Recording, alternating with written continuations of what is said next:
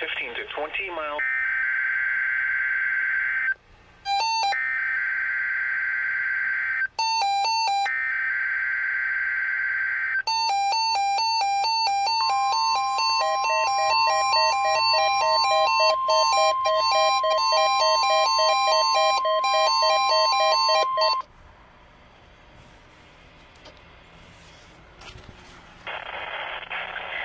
National Weather Service in Chanhassen, Minnesota has just activated the warning alarm on 13 weather radio stations across central and southern Minnesota and west central Wisconsin. During dangerous weather situations, these specially built radios are automatically activated to warn of a hazard.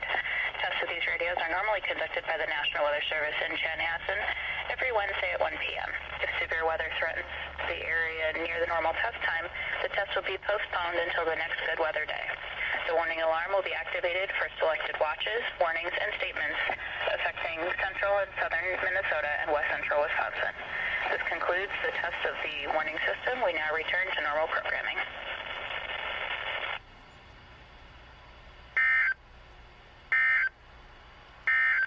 This is Weather Radio.